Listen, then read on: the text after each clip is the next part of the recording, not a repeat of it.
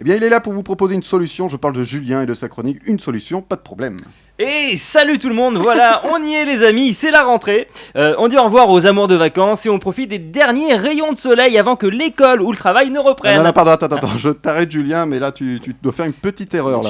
Non Thibaut, s'il te plaît. J'en étais où oui, donc mon petit conseil pour pas être trop dépaysé, c'est de continuer à aller à la piscine et de réduire progressivement la fréquence. Continuez dans le même temps à vous faire des barbecues avec vos amis fraîchement dépressifs. Alors vraiment Julien, je suis désolé encore de te couper, mais je pense que tu te plantes de chronique là. Non, parce qu'on est mi-novembre, c'est plus du tout la rentrée. Oui, bon, bah d'accord, voilà, j'avoue, c'est pas la rentrée, mais c'est ma rentrée. Alors du coup, bah, je suis paumé, moi, voilà. Alors, ça me décale absolument tout au niveau du planning. Déjà, je me promène toujours en t-shirt dehors, alors que franchement, il fait un temps dégueulasse. En plus, c'est un vrai merdier, ça, pour les fêtes, hein. Parce que là, je vais me retrouver à fêter Noël en février, alors va trouver un sapin qui tienne le coup jusque-là. Puis pour mon anniversaire, j'ai reçu en octobre des messages de partout, alors ça me touche beaucoup, mais je ne le fêterai que dans 1 mois et demi. Hein, pareil pour le jour de l'an et les jours fériés, hein. Ça me fout tout en l'air, un merdier, je vous dis. Voilà, le seul point positif que je trouve, c'est que cette année, mon poisson d'avril au mois de juin, il aura de la gueule.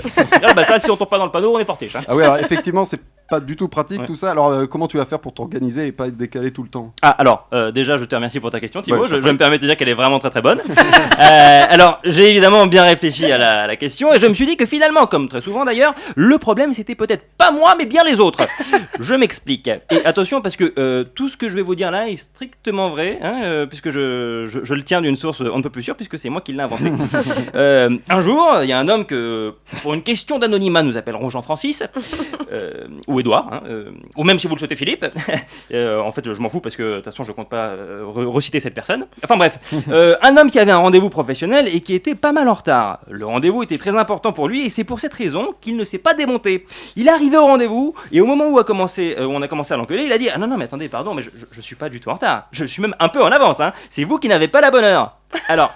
Bien entendu, les personnes devant lui ne comprenaient pas ce qu'il était en train de leur raconter. Il enchaînait en disant le premier truc qui lui passa par la tête. Bah oui, parce qu'apparemment vous n'êtes pas au courant, mais là il commence à faire froid. Du coup, on rajoute 1 heure à sa montre.